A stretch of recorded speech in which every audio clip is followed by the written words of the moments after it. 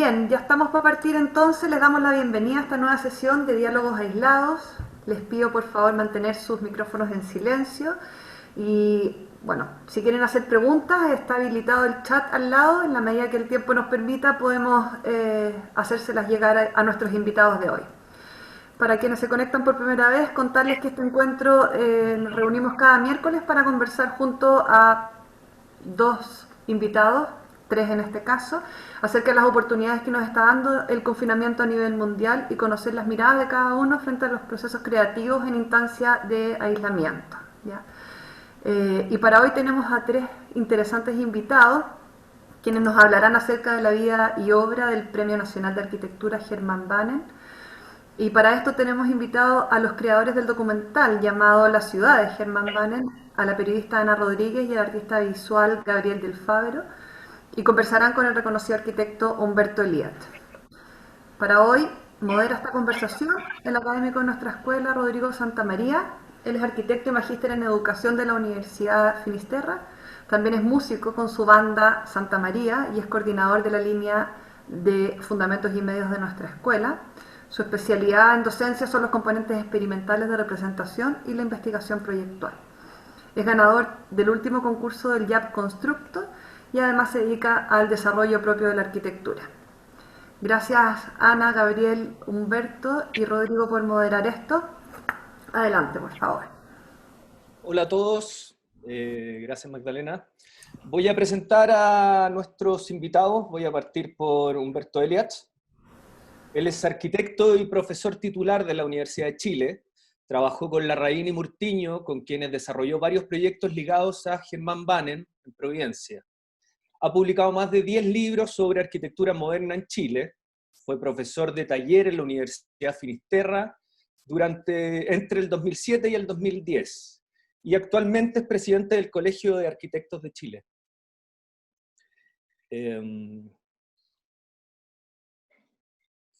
También tenemos a los dos realizadores del documental, Ana Rodríguez, que es periodista de la Universidad de Chile, ha escrito para El Mostrador, Las Últimas Noticias y The Clinic, donde fue subdirectora.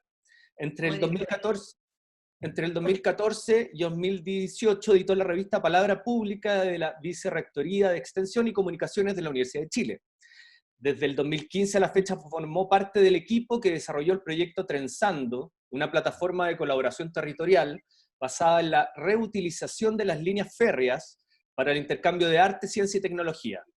En el mismo 2015 publicó el libro de crónicas periodísticas La Frontera, Crónica de la Araucanía Rebelde, ediciones UDP Catalonia, en coautoría con Pablo Vergara. Actualmente es candidata a magíster en estudios latinoamericanos de la Facultad de Filosofía y Humanidades de la Universidad de Chile. Y Gabriel del Fabero, artista visual, trabaja en el campo del video y la instalación. Realizó estudios de arte visuales en la Universidad Finisterra, un diplomado en teoría del cine en la Universidad Católica de Chile. El año 2012 recibió el premio Juan Downey en el contexto de la Bienal de Video y Nuevos Medios.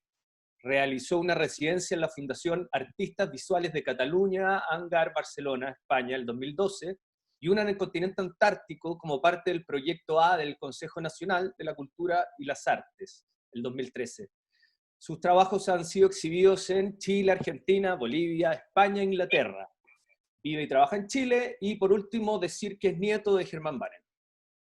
Yo quiero decir una cosa, yo no fui subdirectora de The Clinic, fui subeditora. Subeditora, perdón, yo dije subdirectora, perdón. No tanto. Ya, aclaremos. Sí, claro que sí, subeditora. Bueno, bienvenidos, espero que tengamos una conversación entretenida y les voy a dar ahí la pantalla a ustedes para que compartan una parte del documental, entiendo, y partamos abriendo las conversaciones a partir de eso. ¿Se ve? Entiendo que lo que van a mostrar no tiene sonido, ¿cierto? Para que la gente no tiene sonido, es una selección de algunas imágenes del documental, como un compilado sobre el cual vamos a estar contando cosas nosotros. ¿Voy?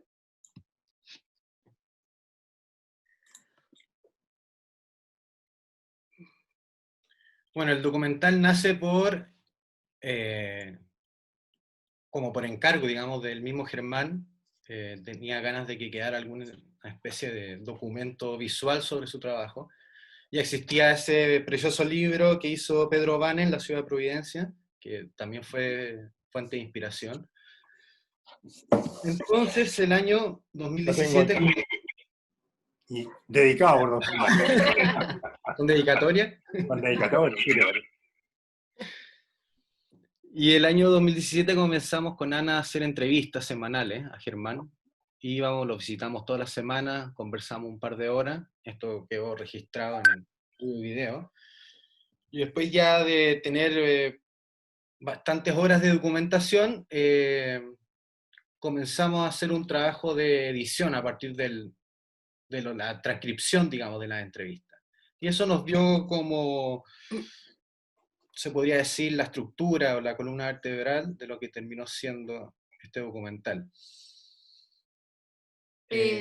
La idea de este documental, más que como un recorrido biográfico netamente, es, y por eso está estructurado así, es hablar principalmente de la filosofía que recorre todos los trabajos de Germán, todo el pensamiento que motivó lo que construyó y cómo se construyó, y la implicancia que eso ha tenido para la vida de esta ciudad.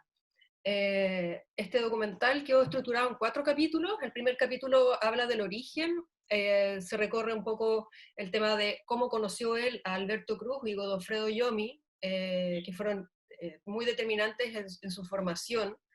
Él cuenta que lo marcó profundamente el tema de que los temas de la arquitectura están en la ciudad, era lo que decía Alberto Cruz, de que los mandaba, el taller era salir a la calle a encontrar un problema, en este caso en Valparaíso, donde estaba la escuela de la Católica, los mandaba a la calle a buscar los problemas y a buscar soluciones posibles. Entonces era un acercamiento muy concreto y muy actual a los problemas mismos de la arquitectura. También habla mucho este capítulo de la relevancia que tiene para él estos maestros, como en su pensamiento más filosófico sobre la arquitectura, y indaga un poco en el viaje que hicieron junto con Liliana Lanata, su esposa, Y Pedro. y con Pedro Vane cuando era chico, a Europa, donde estuvieron quedándose en Italia, vivieron en Italia. Germán trabajó un tiempo en una oficina de arquitectura, y este viaje es motivado siguiendo un poco que querían conocer el trabajo de Le Corbusier. Entonces, en un Fiat 600 cuenta que recorrieron muchos lugares de Europa con Liliana, visitando estas obras en Francia, etc. Y también habla de cómo llegó él a estudiar a la escuela de Constantino Doxiadis en Grecia, y hacerse cargo como de este concepto que instala Doxiadis, que es de la equística, que es hábitat en el fondo, que es la ciencia de los asentamientos humanos, y eso también influye mucho en su formación y en su forma de enfrentarse a los temas urbanos. Claro, y ahí en Grecia es donde él termina, digamos, de corroborar su, no sé, lo que sería su leitmotiv, que tiene que ver con la dimensión, ¿no? Que está presente básicamente en todos sus trabajos, y que él creía que era el gran problema de la ciudad, que no estaba concebida como tal. De ahí la frase que aparece en el documental de que Santiago son 32 ciudades interconectadas. Y bueno, fue ahí en Grecia que ve esto, ve esta, como que se le hace, él cuenta algo así como que deja de ser teoría y lo ve en la realidad, digamos, como desde la escala geográfica de Grecia y cómo está hecha, cómo está diseñada. Y es lo que lleva después a su práctica en la comuna de Providencia. Uh-huh. Bueno, él después también habla de algo muy relevante para este documental, que es de la arquitectura como norma, la ciudad como un árbol que se demora unos 20 años en madurar y en ser lo que iba a ser, como un organismo vivo que está hecho para que las personas se encuentren, la habiten, y los arquitectos en ese rol como de que deben conocer el origen, la historia, el patrimonio, y cómo ese patrimonio se va renovando a través del tiempo para poder plantear soluciones a la ciudad. Oye, a partir de eso, justamente de lo que están hablando, le quería preguntar al Beto algo. Yo noté como 2 citas del documental que me parecen que son bien trascendentes hoy en día, porque son 2 temas que me parece que están un poco en crisis hace tiempo. Él Ahora- dice, ahí sí, Ya, perdón. quería agarrarme un poco de lo último que estabas contando, Ana, de dos citas que aparecen en el documental. Una es que, déjame, la tengo anotada acá textual, ya, que lo que estabas contando un poco, que toda estructura organizada o sistema tiene un tamaño máximo y mínimo para la máxima eficiencia. No es mejor lo más grande o lo mayor, ¿cierto? La dimensión. Que creo que uno de los temas que está bastante en crisis, por lo menos en la sociedad de nosotros, hace un buen tiempo, ¿cierto? Que tiene que ver con creer que las cosas más grandes o más impactantes son mejores. Y el otro, creo que la otra primicia es la de trabajar a largo plazo, ¿cierto? Que también hay una crisis con eso. Y él dice, la ciudad es como un árbol, un organismo vivo. Desde que se crea la norma hasta que se hace tangible en la ciudad pueden pasar 20 años. Y hoy en día estamos dedicados a la inmediatez y al corto plazo, por lo tanto es muy difícil que podamos hoy en día diseñar una ciudad a largo plazo. Entonces son como dos temas que creo que en nuestra sociedad hacen un poco de crisis. Beto, ¿qué opináis de eso? Sí, los dos temas son plenamente vigentes. ¿Se escucha, verdad? Sí. Sí, perfecto. Sí, el tema de la escala, yo agregaría escala, o sea, tamaño, escala y densidad, que son parecidos pero no son lo mismo, ¿no? Tamaño, escala y densidad. Y hoy día está en crisis con esto de la pandemia, además. Y el tema de los plazos también, que también va a entrar en crisis porque ahora vamos a tener una gran tarea que hacer, digamos, de reconstituir la vida económica, la salud, el fin, los espacios públicos en nuestras ciudades, y todo el mundo lo va a querer hacer ya, ¿no? Ya está pasando, ayer pasó en Niza, ¿no? En Londres, en Miami, unos desbordes así urbanos porque la gente ya no resiste más, y unos desbordes increíbles. Entonces hay un problema de tiempo también. Pero el problema del tamaño y la densidad, y yo creo que es un tema que Germán manejaba muy bien. Germán, y seamos justos, es Germán y todo el equipo, ¿no? Es todo un equipo de urbanistas en Providencia, ¿no? Jaime Márquez, toda la gente más joven que trabajó con él hasta el día de hoy, ¿no? Es un trabajo en equipo de mucha continuidad. Sin duda que Germán era el líder de esto, pero hay un trabajo colectivo en equipo que le dio continuidad política, continuidad de equipo, que es muy difícil de ver también en nuestra ciudad, con cambios, con regímenes electorales de 4 años, que cambia cada 4 años. En general, todo el sistema administrativo y directivo en Chile es muy, muy malo para la ciudad. Realmente es una cosa que habría que revisar en la nueva constitución, que esos plazos o es 4 años con reelección o 6 años sin reelección, pero 4 sin reelección yo creo que es el peor de los escenarios, porque son 3 años de gobierno efectivo, porque el 4.º año se pierde en campaña, y realmente es muy malo para la ciudad, para los proyectos de largo plazo. Por algo, los proyectos que hoy día disfrutamos, como la Nueva Providencia y todo esto, se gestaron prácticamente en gobiernos anteriores, mucho anteriores a los resultados. Algunos vienen de la época antes de la dictadura, la unidad de Cormu con la Municipalidad de Providencia. Ese modelo de gestión viene de los años 60 en realidad, y de ahí se empieza a gestar después lo que es en los 80 la Nueva Providencia. Así que yo coincido en esa importancia, y el tamaño de Providencia que llama la atención. Dentro de la comuna de Santiago, de la ciudad de Santiago, tenemos comunas muy grandes como Las Condes, territorialmente, bueno, Las Condes es grande en todo, en territorio, en presupuesto, en complejidad, en todo, pero y hay otras muy pequeñitas, como San Miguel, las que fragmentaron, digamos, para quitarle poder al Partido Socialista de Palestro en la época de Pinochet. La comuna de San Miguel la dividió en varias comunas chicas, La Granja, San Joaquín, etc. Y comunas pequeñitas que no tienen escala, no tienen capacidad de sostenerse, digamos, porque son muy pequeñitas. Estación Central, etc. Y Providencia es una intermedia. Es pequeña, pero tiene de todo. Tiene densidad, tiene equipamiento, tiene recursos, etc. No es la más densa. Santiago es la más densa de Santiago. Hay otras comunas mucho más densas. En densidad está intermedia.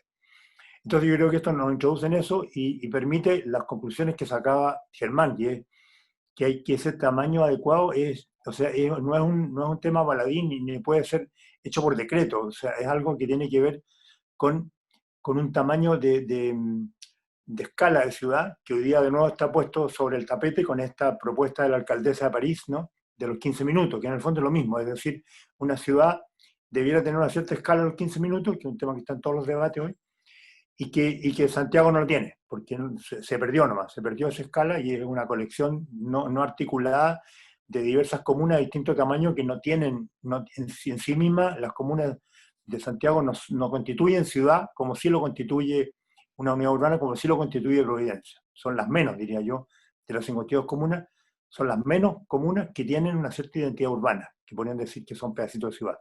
Los otros son realmente cualquier cosa menos eso. Oye, Beto, ¿nos podrías contar un poquito más de la historia de esa administración? Porque Germán Banen dice que en el fondo Santiago son un grupo de comunas soldadas interdependientes, que Santiago alguna vez fue una ciudad cuando era la comuna de Santiago. Me interesaría si puede hacer así como una revisada histórica de cuándo empieza esta administración, que en el fondo, más que territorial, está supeditada por la política, pareciera. Sí.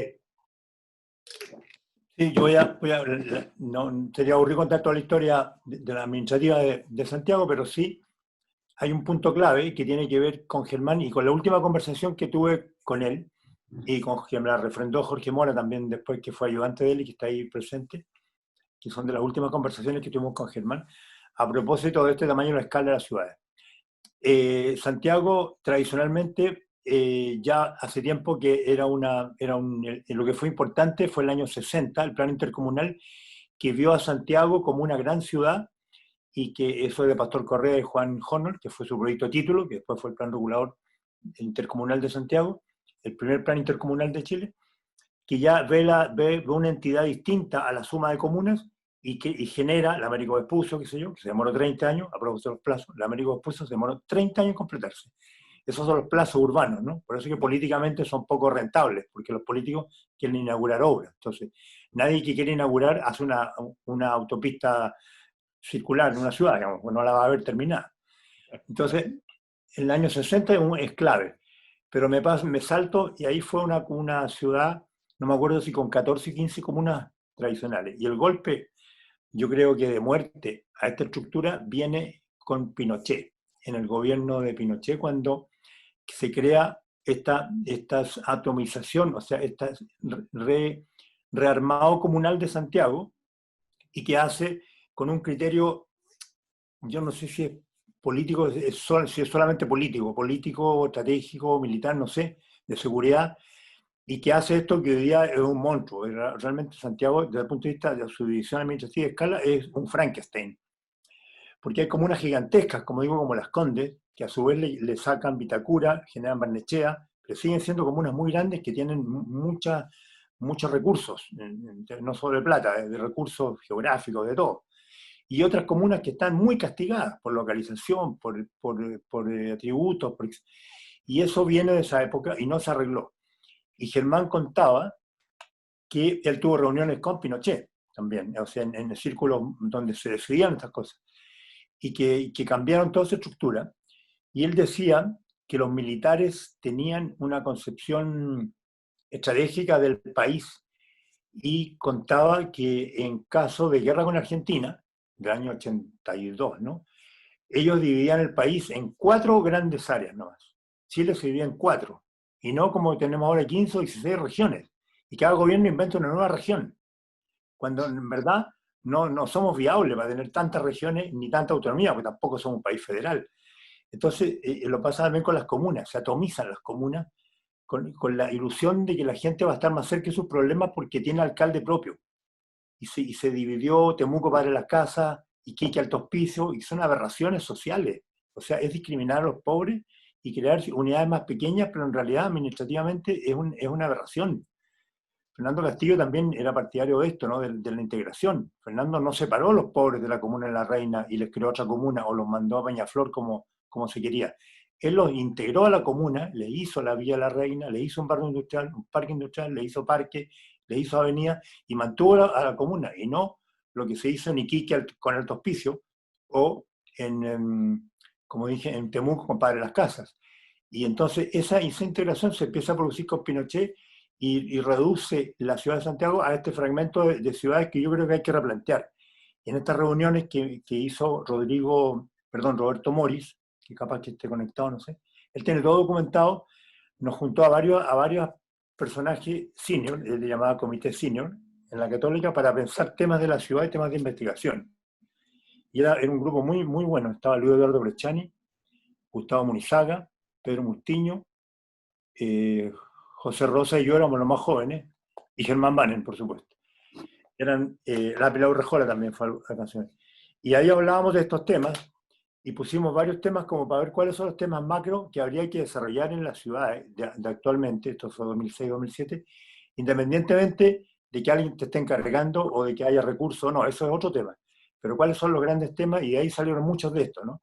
De estos temas de la densidad, en fin, que no eran temas de contingencia, pero Germán y Roberto, que dirigían estas operaciones, y está bien documentado eso, hay bien Mateo Roberto, así que tiene todo guardado, incluso fotos de esas reuniones que estamos con Germán, y donde, aparte de la reunión misma, teníamos conversaciones con él porque nos íbamos en el mismo auto, o en el suyo o en el mío, a esa reunión, porque vivíamos cerca.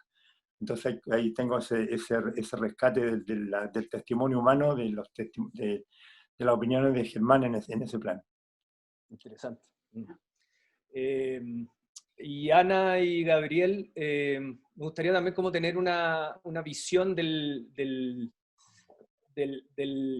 la persona documentada, digamos, o de tu abuelo. Me imagino que muchas veces o alguna vez caminaste en Providencia con tu abuelo al lado. Saber también cuál es esa filosofía que tenía él detrás de esta ciudad jardín, que pareciera que fue su gran sueño de una etapa importante de su vida. Pero saber si tiene usted una visión más personal o más íntima de este Germán Banen, digamos.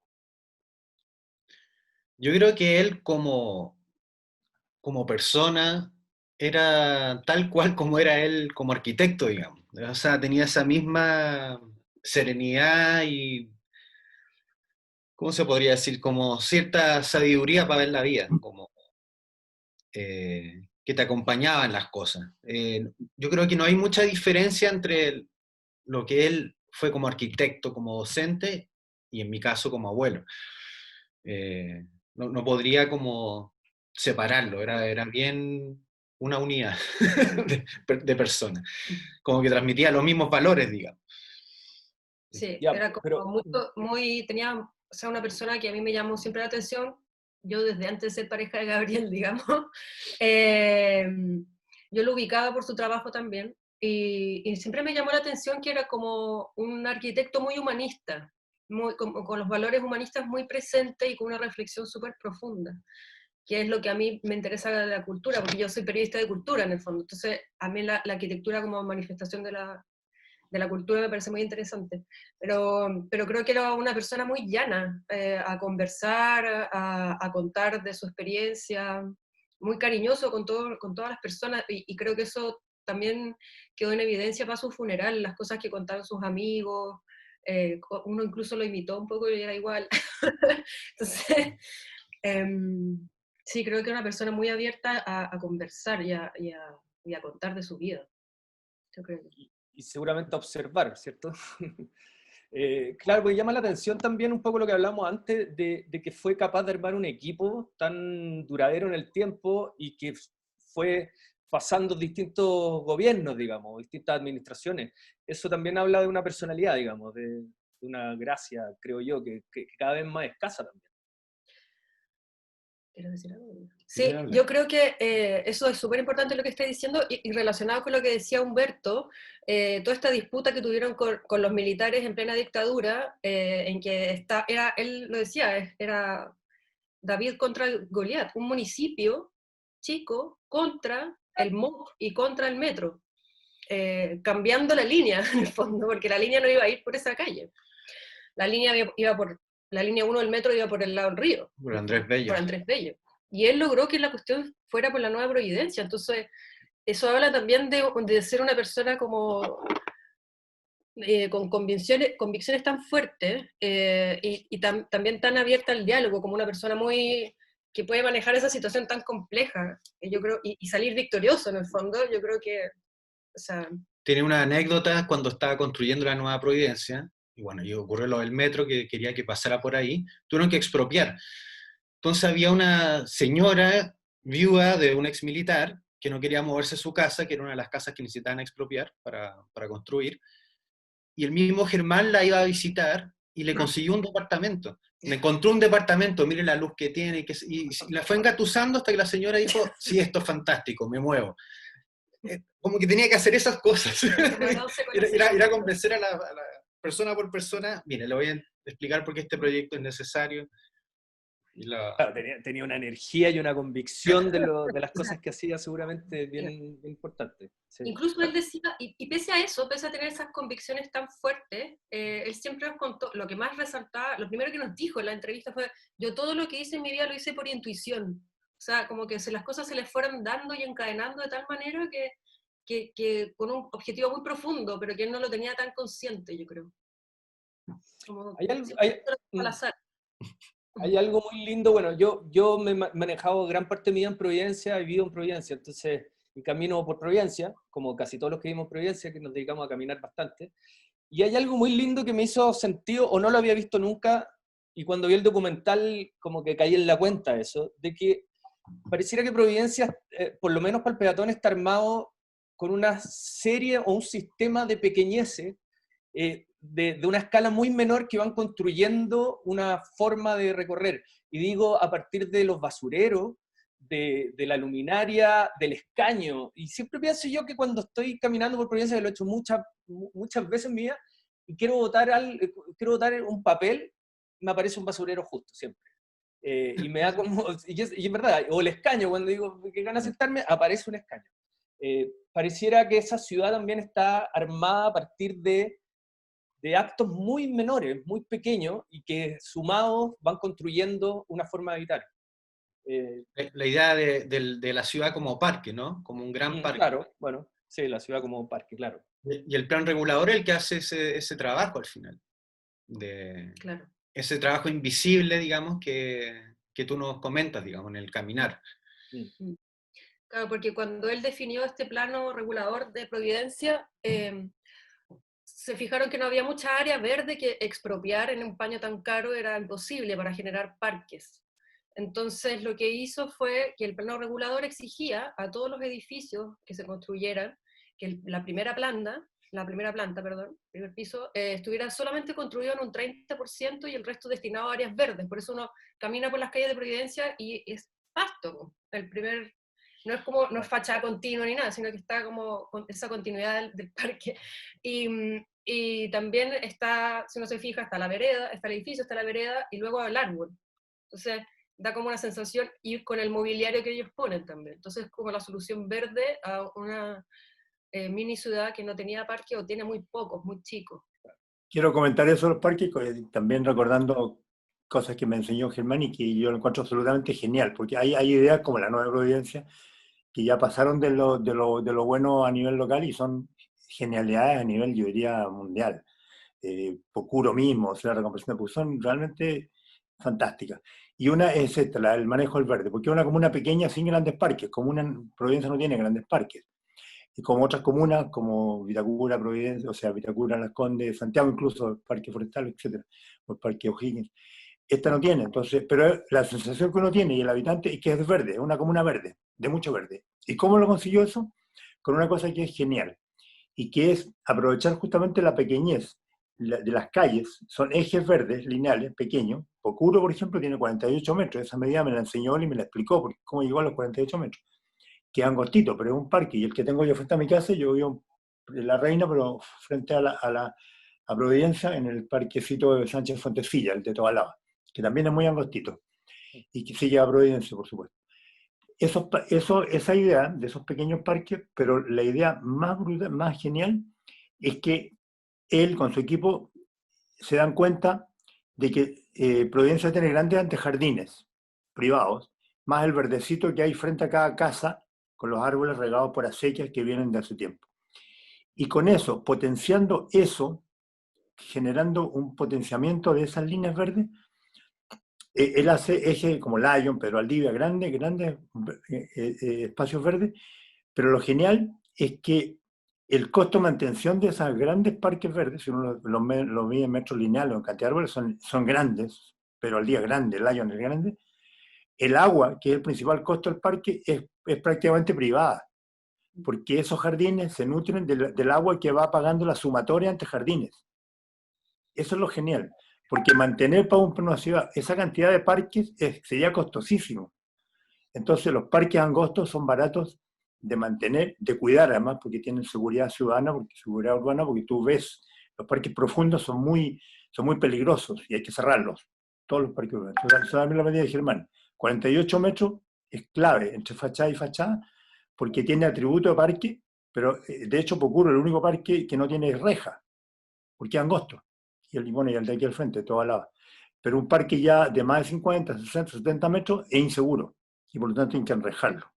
Mira. Es la iniciativa que vivía con el parque forestal, que está en esa medida. Entonces esas cosas es las medidas, y yo aprendí un montón de esas cosas. De hecho, una vez yo estaba haciendo un plan seccional para Viña del Mar, para el eje Álvarez-Viana, donde se enterró el tren, con Alan Champion, también ex profe con Jorge Mora aquí de la FINI, un gran equipo, y estábamos diseñando ese bandejón, hice el proyecto, pero finalmente no se construyó, y vino la gente de Viña, de la Municipalidad de Viña, hicimos la reunión con Germán, y caminamos la Nueva Providencia y Pocuro, para ver cómo se podía establecer esa medida y los árboles y el mobiliario urbano, para replicar en cierto modo, o para aprender de Pocuro y de esa experiencia, y llevarla a Viña, al eje Viana Álvarez. Todas esas cosas realmente te quedan como enseñanza para la vida, ¿no? Porque tienen lo macro, la idea de lo macro, pero también la idea de la medida y el detalle. Sí, me acordé porque yo tuve la suerte de ser ayudante de Jorge Mora, que está por ahí, que fue ayudante de Germán Banen. Y la obsesión de la medida, que fue las cosas que más aprendí, no lo veo yo, pero de las cosas que más aprendí de Jorge era la medida, que era la medida mínima. Ahí comentan algo, un comentario que estoy viendo es que Germán se preocupaba de detalles increíbles. Él mencionaba que se sentía satisfecho cuando empezaba a ver que los pájaros se tomaban la vegetación de la comuna. Tenía muy claro dónde anidaban y por dónde se movían. Claro, muy lindo eso. También quería abrir claro, una de las estrategias también de Germán Banen fue crear este espesor, ¿cierto? Providencia y Nueva Providencia, y meterse dentro de las manzanas a través de estos pasajes públicos. Y que también es otra discusión que está haciendo un poco de crisis hace un buen tiempo, que es lo público y lo privado, ¿cierto? Un buen ejemplo es las torres de Carlos Antunes, que se enrejaron y que había un conflicto ahí eterno de si es público o es privado. La Unidad Vecinal Providencia, claro. La Unidad Vecinal Providencia, claro. Un buen ejemplo de esa discusión. ¿Cómo puede funcionar una ciudad jardín enrejada, digamos? ¿O es compatible o no, digamos?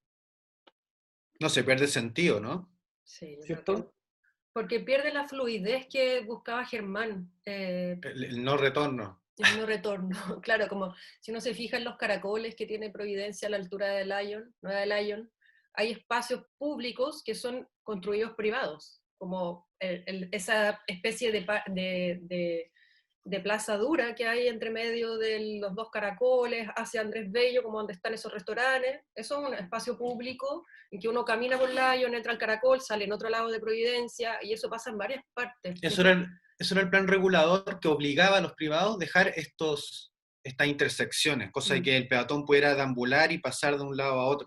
Que también está presente en el proyecto del edificio Nuevo Lyon, ese que trabajó Humberto, que también tiene, abajo donde está el supermercado, hay una plaza pública también, tiene esa cuestión del tránsito fluido. Conecta con si tú el metro. enrejas eso, o sea, es literalmente cerrando la puerta que el peatón decida y se mueva con fluidez por las calles.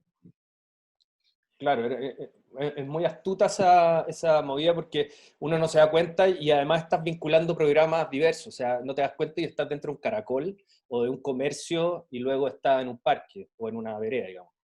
Quería compartir, ¿podría compartir? A ver, ustedes me dicen, supongo que sí.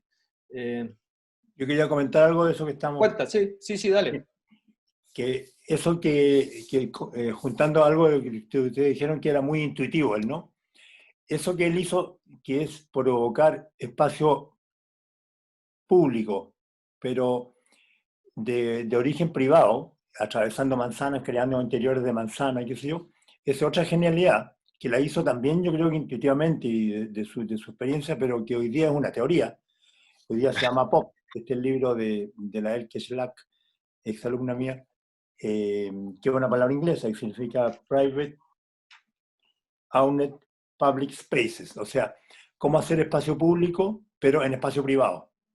Y los gringos se apoderaron del concepto y ya lo apropiaron, pero Germán seguramente nunca supo ese concepto, pero lo aplica, y que en el fondo es el manejo de estrategia urbana, de microescala y de incentivos y de negociaciones para poder multiplicar el espacio público sin tener que, primero, expropiar.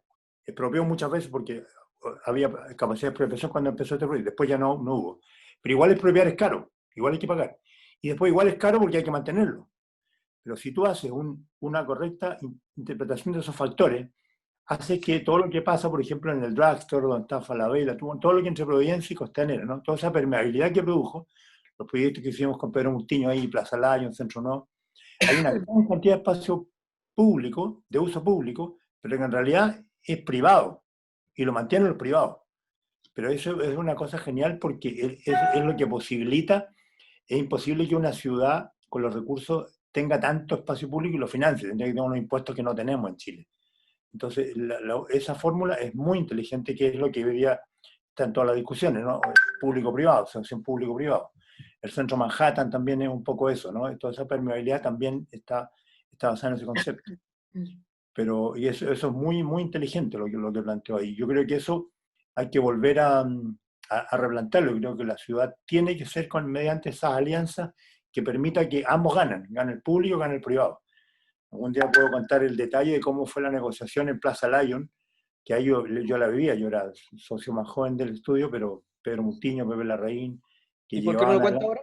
¿Cómo se logró? Cuéntalo. Claro, lo cuento ya, no sé si les aburre. Sí. No, paramos, aprovechemos.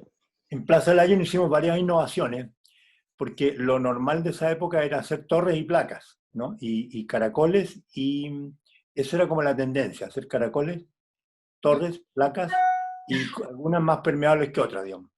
Pero nosotros con Centro Nuevo y Plaza Lyon hicimos varias cosas innovadoras. Por ejemplo, peatonalizamos la calle Las Palmas, que después se cubrió con esta estructura que hizo Alberto Sartori. Pero esa era una calle de vehículos. Y nosotros dijimos, una calle vehicular tan chica que aquí al cortar el metro no tiene sentido, peatronalicémosla. Y fue una idea así, ya, obvio, ahora es obvio que es peatonal y que es una galería, pero en ese momento era una calle de auto estacionado y entradas de garaje a los casas. Entonces, esa primera fue una operación. Y después dijimos, hagamos en la manzana que quedó al frente, que donde es Centro No, hagamos fachada continua, que no era propio de Providencia de esa escala. En la Moneda era Torres Placas. Pero hagamos una fachada continua que sean partes que forman algo que es un interior de manzana público y lo atravesamos por pasajes peatonales como el metro, como el centro, perdón, como el centro de Santiago, con esa escala, y lo conectamos al metro, que estaba empezando. Y entonces el valor más suelo del local se vendió a nivel de metro, porque lo conectamos tan directamente que por muchos años el valor más caro era el cero, porque estaba directo al metro. Y el primer piso, que estaba en la calle, era como un segundo piso. Pero la negociación para ese espacio público, porque quisimos hacer ese pórtico que ocupa una manzana completa, ¿no? Donde está la Naciones París, todo ese pórtico, que da al norte, además que justo donde se regula inmediatamente el sol por la orientación, esa columnata de más de 100 metros de largo. Ahí tuvimos el problema de que, no problema, pero si la hacíamos entera en terreno privado, corríamos el riesgo de que algún día los privados cerraran esa galería, se tomaran de eso, porque era un espacio de ellos, digamos, ¿no? Eran muchos metros y muchos locales. En un primer momento, obviamente, no podía no funcionar, pero de hecho han ido poniendo rejas. Pero si era totalmente público, habría sido un parrón nomás, porque el edificio, el privado, no podía montarse sobre la calle pública. ¿Entiendes? O sea, hay un problema límite de medida ahí. Entonces lo que hicimos, Germán, fue negociar que el eje de propiedad pasa por la mitad de ese pórtico. Es decir, lo único que pasa en Chile. El eje de lo público y lo privado pasa por la mitad de ese pórtico. Entonces, si alguien lo quiere cerrar, no puede. Claro. Porque tendría que comerse espacio. Pero en la municipalidad, en el fondo, se dio un espacio público para que se edificara sobre él, y con eso se ganó toda esa apertura y esa permeabilidad. Pero fue una cosa así de muy de detalle, de medida, que esa galería está asegurada por siempre, va a ser una galería abierta, que no lo logró Eudoro San Martín, Enrique Brown, que hicieron el edificio del frente, que también es una manzana, está el panorámico, porque no llegaron a esa negociación. Pero habría sido genial que dos cuadros, prácticamente 400 metros, hubieran sido todos aporticados, y justo al norte. Preguntan acá un poco a partir de eso si tú crees, Beto, que hoy en día se podrían desarrollar estrategias urbanísticas y políticas de esta calidad, digamos, si están los tiempos o las condiciones para trabajar como trabajaba Germán Banner, con los instrumentos que tenemos hoy vigentes, ¿no? Hay un debate al respecto, creo que no hay una sola opinión. Yo soy de los pesimistas, yo creo que no. Yo creo que no, pues no lo he visto, pero porque eso, lo que hizo Germán y todo el equipo, se basa en un acuerdo de la Cormu, cuando existía la Cormu, que también lo ocupó Fernando Castillo en lo que hizo La Reina, porque existía, la Cormu era del Estado, en una rama del Ministerio de la Vivienda, pero tenía capacidad expropiatoria y tenía capacidad de gestión urbana. Tenía muchos instrumentos que después Pinochet se los quitó. Y hay gente que me contradice y dice que no, que eso existe, y lo que pasa es que nadie se atreve a usarlo, pero que no se ha derogado y que se podría usar. Pero en la práctica hoy día todo o es público o es privado. Pero la Cormu hacía esto público-privado. Y hay muchos ejemplos en todo Chile, en Iquique hay muchos ejemplos de esa gestión público-privada que hizo la Cormu. Yo no lo he visto que se siga haciendo. Ahora el food puede ser un instrumento, hay todo aporte urbano que se inventó ahora para el espacio público, puede ser que lo revivan, ¿no? Pero a mí me encantaría. Miguel Launer opina que sí, que se puede hacer, y que yo creo que es el futuro de nuestras ciudades, ese tipo de negociación. Nunca vamos a tener estados o municipios suficientemente ricos como para hacer tanto espacio público de calidad, parque, y mantenerlo. Claro. Y nunca vamos a tener un sector privado tan generoso que lo haga y lo entregue a espacio público sin lucrar con eso y sin abusar de eso. Nunca. Porque no existe la lógica de una empresa privada esa generosidad. No existe en ninguna parte. Claro. Sí. Bueno, capaz que sí en alguna parte existe, capaz que en los países nórdicos hay. Sí, seguro. Quería compartir, voy a compartir pantalla. Bueno, una de las cosas también que como del lado humanista de Germán Banner era su afición por la poesía y obviamente su influencia Valparaíso y Alfredo Yomi y Vicente Huidobro, que entiendo que era un gran admirador de Vicente Huidobro, y me interesaba mostrar este poema visual de Vicente Huidobro donde construye un paisaje. Y bueno, dice algunas frases, voy a traducir un poco: por la tarde paseamos por caminos paralelos, el árbol era más alto que la montaña, y la montaña era tan grande que excedía los bordes de la tierra. El río que corre no lleva peces, cuidado con no jugar sobre el pasto recién cortado, y una canción conduce las ovejas hacia el establo. A partir de esto me interesaría, los documentalistas, cómo ven la influencia de la poesía en la mirada de Germán Banner. ¿Qué tanto lo identificó o le dio una filosofía de vida, digamos? Yo creo que eso viene de Yomi, ¿no? La importancia ahí de la Escuela de Valparaíso, es que es algo maravilloso, eso, esa mezcla de arquitectura y ver la arquitectura como arte. No lo veía solo como algo funcional, sino como es un arte, que además tiene el arquitecto la complejidad de juntarse con el oficio de constructor, entonces se mezclan estas dos cosas, y en la Escuela de Arquitectura se le suma el problema de la palabra y del acto poético. Germán siempre presentaba en sus talleres una especie de, ¿cómo se podría decir? No sé si manifiesto, pero como una idea, como una dirección hacia dónde quería llevar a sus alumnos. Bueno, que era en el fondo que ellos descubrieran qué clase de arquitectos querían ser. Y siempre planteaba la idea de que somos personas, criaturas espaciales y temporales. Hay una cualidad del espacio que es el tiempo, y eso significa que el significado de las palabras es material, y el tamaño, la dimensión, esta conciencia de vivir en un espacio temporal vale, y que las palabras valen. Estaban entonces la poesía y el poder de la palabra muy ligado a lo que él hacía en su arquitectura. A la materialidad. ahí hay algo ahí que rescata también con el nombre, ¿no? La nueva Providencia, él quería, ok, tiene que ser el mismo lugar, pero a la vez uno nuevo, pero tiene que reconocerse como uno, como un total. Por eso le puso la nueva Providencia. Y valoró mucho cuando durante la alcaldía de José Farrásure retomaron el nombre. Era el nombre original, nunca fue 11 de septiembre. Ese era el nombre del proyecto. Sí, 11 de septiembre fue la tranza nomás para Para poder la concesión que hicieron, digamos. Tal cual. Sí, tal cual.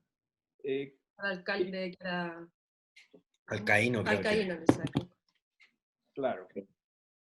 A mí una cosa que me emocionó mucho del documental, y hablando de la parte como más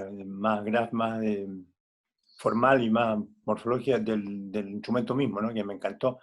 Y tengo 2 hijas cineastas, así que me muy sensible al tema del formato cine, digamos, para la arquitectura, es el uso de los drones que hacen. Yo lo encontré espectacular. Lo he visto no sé cuántas veces, así a veces lo pongo sin sonido, nada más que para disfrutar, porque todo eso que me tocó, como digo, participar en primera persona con Pedro Murtiño, Pepe Larraín, Eduardo San Martín, Enrique Brown, todos en reuniones con el equipo, de dibujar todas esas líneas, toda esa permeabilidad, todo, verla ahora, años después, con dron, y pasearse por eso, ¿no? Y ver los árboles, ver las calles, reconocer todo aquello, y que aquí en el libro La Elche está todo dibujado y explicado, pero con mucho rigor, pero verlo aquí está en plano, está muy bien, y predio por predio, pero verlo ahora desde el aire es realmente fantástico. Como recurso de la ciudad, el ancho, las medias, realmente una maravilla como usaron los instrumentos. Es ver los planos, pero en versión 3D real. Está muy bien, la altura, la velocidad, todo. A mí Germán me criticó en un momento, me dijo, tiene demasiado dron el documental. Le voy a sacar, no se preocupe. Ah, él alcanzó a opinar de esa parte. Sí. Ya lo alcanzó a ver terminado y hizo visionados con la familia y con sus amigos. Ah, qué bien. Sí. Hay una imagen muy linda al final que está como en el balcón, ¿cierto? Sí, con Liliana. Con Liliana como mirando Providencia. Mirando el Club Providencia. Mirando el Club Providencia, sí. Club Providencia, claro. Quería darle la palabra a alguien porque veo que hay muchas personas, como este diálogo es distinto a los que hemos hecho, digamos, donde estamos hablando de la obra y del documental de una persona con nombre y apellido, digamos. Si alguien quería contar algo, comentar, veo a personas que sé que conocieron a Germán, si alguien se anima o a preguntar, etc. Están abiertos los micrófonos para... Ahí está Jorge Mora, que nos cuente en primera persona. Ahora algo debe tener que contar, ¿o no? De Germán. Oye, gracias por la invitación. La verdad es que me agrada primero volver a verlos a ustedes, pero más me agrada escuchar lo que estoy escuchando de don Germán, que la verdad es que tengo muy bonitos recuerdos de él. Entonces para mí es bien difícil hablar de él porque me acuerdo de muchas cosas, siendo alumno, después ayudante, después profesor, y después trabajé con él cuando él trabajaba en la Municipalidad de Providencia, me tocó ayudarlo en algunas cosas ahí. Entonces la verdad es que uno se acuerda de cosas y la verdad es que uno me emociona bastante, digamos, porque tengo muy bonitos recuerdos de él y de la señora Liliana, muchísimo. Yo te diría que hay una frase que escuché de su nieto, que creo que resume mucho lo que era don Germán. Yo le digo don Germán, no le puedo decir Germán, siempre, para mí es don Germán. Para mí, yo creo que si hay algo que relata la épica que era él, es la palabra sencillez. Nunca he conocido a una persona tan sencilla y tan bondadosa como don Germán. Yo creo que, y esa bondad y esa sencillez se define en cómo él asumía los proyectos. O sea, yo creo que esta dedicación, esta pasión y la sensibilidad que le dedicaba a sus obras era realmente impresionante. Yo creo que eso como, para mí es un maestro, digamos, yo aprendí todo lo que sé o todo lo que he podido acaparar del urbanismo y la arquitectura a través de él.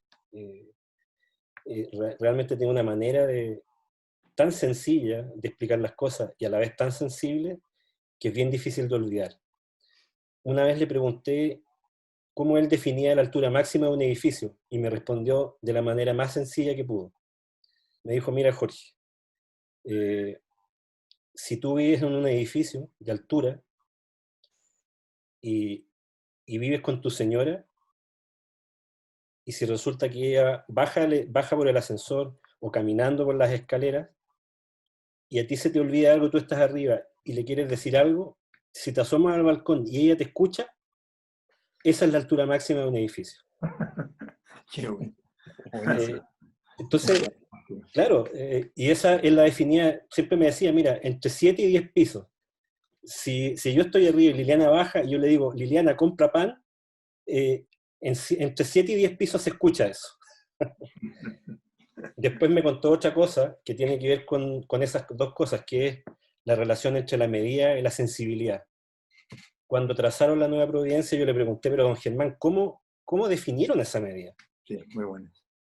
Y me contó una historia que fue muy, muy interesante, que es que se pusieron de espalda y caminaron. Y hasta que se dejaron de escuchar, esa era la medida, que eran, según él, según recuerdo, 77 metros. 77 metros. Sí. Bueno, y así podría estar toda la tarde relatando cosas que me enseñó y que tienen que ver con eso. Bueno, por ejemplo, una cosa que también nunca se me ha olvidado, que es que de dónde apareció la idea de la ciudad jardín, porque también es un invento, como dice Humberto, muy novedoso, de esto de transformar las calles en un verdadero parque. Me dice que él cuando estaba muy joven, vivía en Providencia, y estaba en la parte trasera de su casa, se puso a mirar y vio que la parte trasera de los jardines era muy verde. Y que, de alguna manera, si uno se ponía a mirar en los medianeros, se iba a encontrar que todos los medianeros eran tremendamente verdes y eran unos parques, pero que nadie los veía. Entonces, de alguna manera, al momento de empezar a pensar la norma, esta de los jardines transparentes o el 30% de ocupación de planta en primer piso, y es eliminar las rejas, él estaba pensando en cómo trasladar la parte trasera de una casa jardín, hacia la parte delantera. Y también hay una explicación tremendamente sensata. O sea, nunca intentaba dar una explicación rebuscada. O sea, siempre daba una explicación tremendamente sencilla, o sea, prudente, sin pasarse. La verdad es que yo aprendí muchísimo de las cosas sencillas. Y por ejemplo, una vez me acuerdo, tenía en la Católica que explicar el Parque de las Esculturas. Y a él, si algo no le gustaba, era exponerse, por lo menos, y en la Católica la cosa es compleja y el Beto sabe de lo que significa exponer un proyecto, digamos, está lleno de gente que te quiere criticar o decir cosas que no son agradables, y de alguna manera más quiere exponer un proyecto ir a defenderse. Y habían una... Entonces yo le pregunté, don Germán, ¿y cómo va a exponer esto? Me dice, fácil, que el proyecto se exponga solo, yo no voy a hablar. Claro. Y se dedicó a mostrar los croquis y las fotos del Parque de las Esculturas, con la Sala de las Esculturas, que es un proyecto precioso por lo demás. Entonces la verdad es que hablaba muy poco, pero la verdad es que, y eso a la larga, lo que siempre decía, por lo menos me comunicaba que las imágenes hablaban por sí solas. Los buenos proyectos no necesitan relato. Y yo creo que, como él decía, la ciudad de Providencia no se necesita explicar. Hay que vivirla, recorrerla, y eso. Gracias por la oportunidad de explicar. Ya, a ti. Yo creo que podría explicar muchas cosas, pero Gracias, Jorge. Muchísimas gracias. Ya, tenemos que ir cerrando. No sé si quieren, yo quiero mostrar una última cosa, pero no sé, Beto, si quieres comentar algo que quedó fuera o... Me gustaría que Jorge Moscato nos diera su opinión, gran amigo. Buenísimo, está también, por ahí también. Profesor de Buenos Aires. Ahí está Jorge Moscato. ¿Tiene el micrófono, Jorge?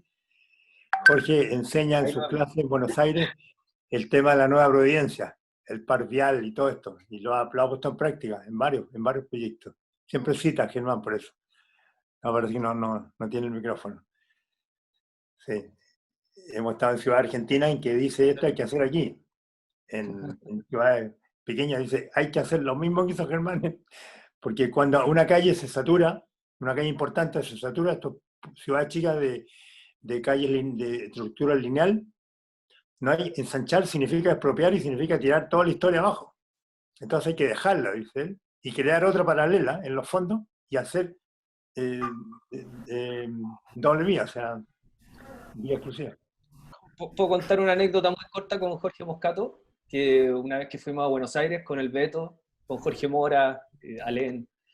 Claro, gran Fuimos viaje. sí, muy buen viaje. Fuimos a una charla que no me acuerdo ahora de qué puede haber sido, y me senté detrás de ti y de Jorge Moscato. Y Jorge vi que empezó a doblar unos papelitos y a escribir cosas.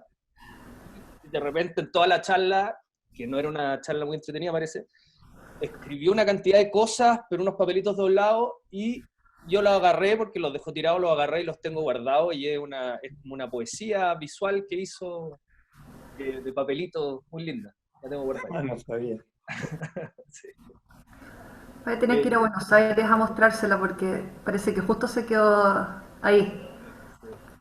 Esa vez Jorge nos hizo una clase caminando, ¿te acuerdas? Desde Puerto Madero, Buenísimo. desde Puerto Madero, Casa Rosada, hasta Plaza Mayo, Avenida Mayo, Sí. hasta por la costanera, hasta el Centro Cultural Patricio Clorindo Testa, hasta ahí Claro, caminando, y explicándonos la ciudad.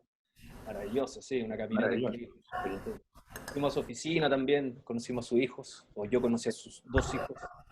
Sí, maravilloso. Bueno, vamos a ir cerrando. Yo solo me voy a dar un lujito, pero voy a compartir acá lo último.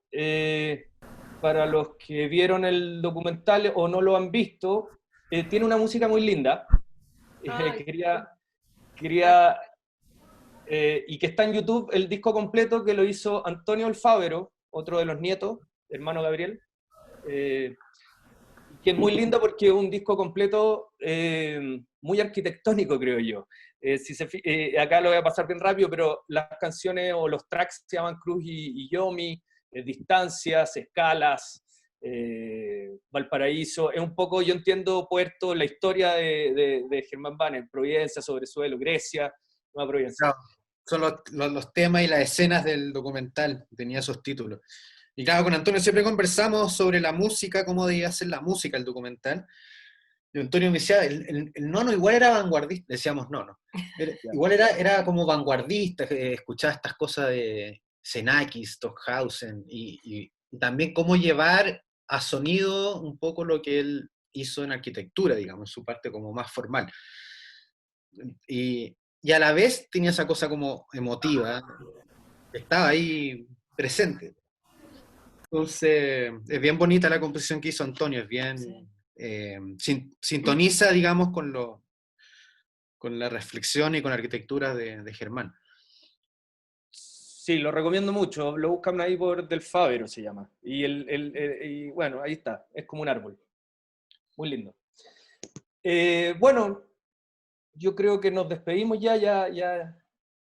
Fue una conversa bien entretenida. Y dejar de compartir. ¿puedo dar un saludo? Perdón, quiero saludar a Verónica Banen y Pedro Banen que están escuchando por ahí. Los vi. Hijos de Germán Banen.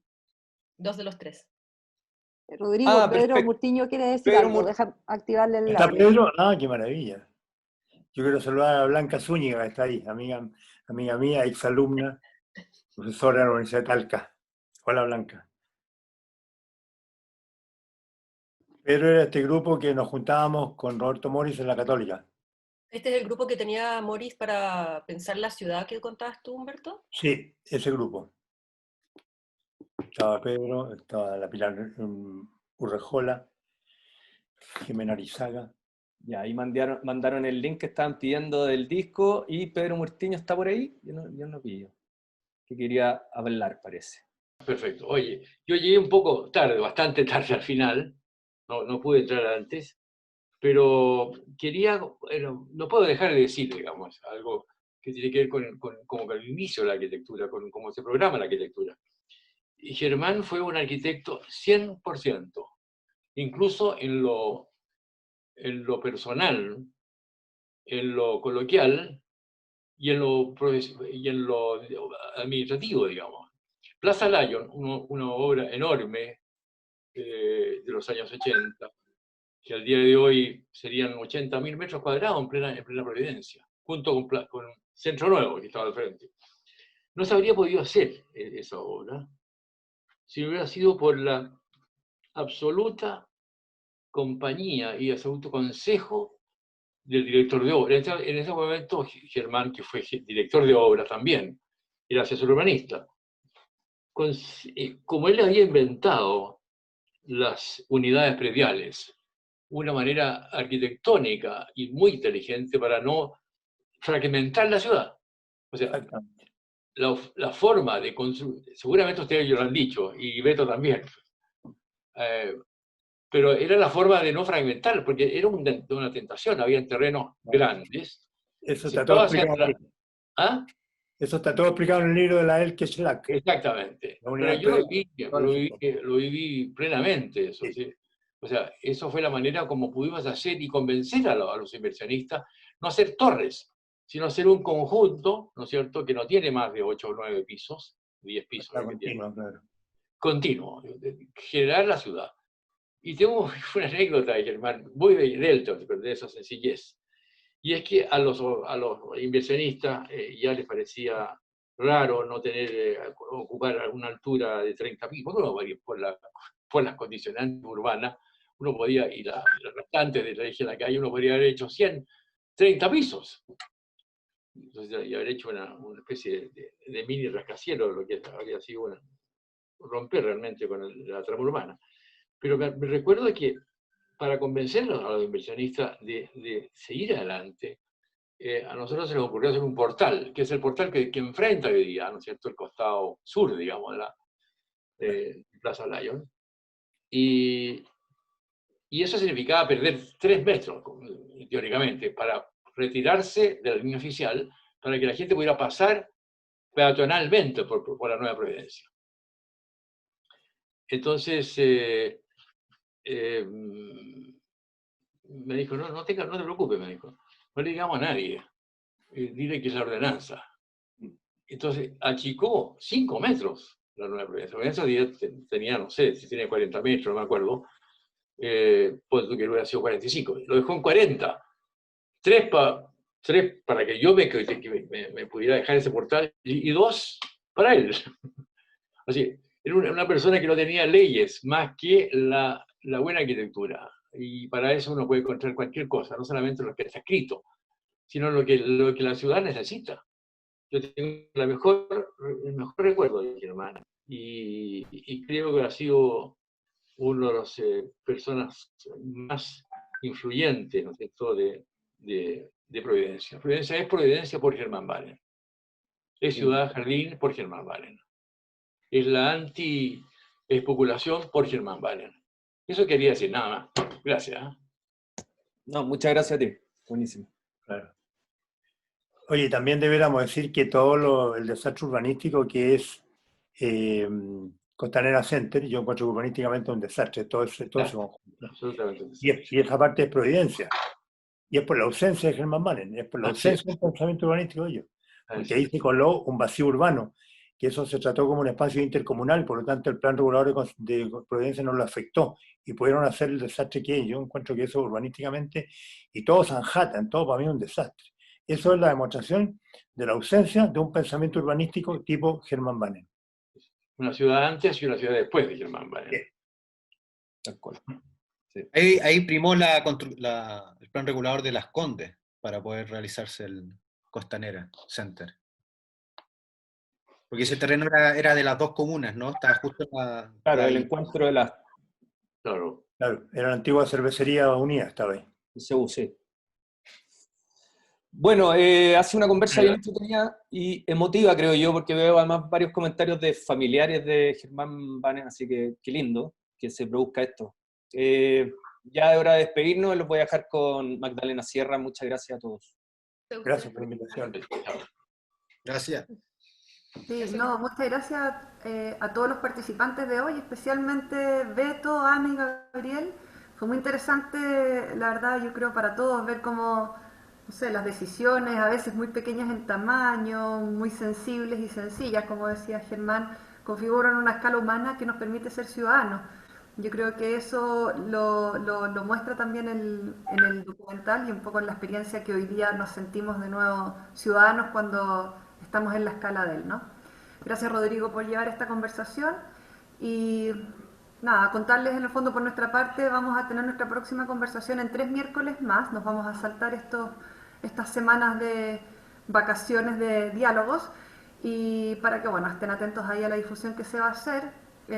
Si alguien se perdió alguna o quiere volver a verla, de estas 9 conversaciones que hemos realizado, están puestas en nuestra página de la facultad. Así que muchas gracias nuevamente a todos por haber participado. Ya, Beto. muy bien. Ahí está un amigo, el Cusco, Ana, conectado de Perú también. Después, cuando puedan, mándenos el link, porque hay gente que seguramente me va a decir cómo lo hago, y yo le mando el link y así De más todas fácil maneras. responderlo. Gracias Genial. Magdalena, gracias Rodrigo. Chao, gracias a ustedes. Alberto, Muchas gracias, un placer conversar Chao, contigo. chao. Jorge, Gracias a todos. Pedro también, gracias por la... Chao, Gracias. Sergio Miranda, ídolo.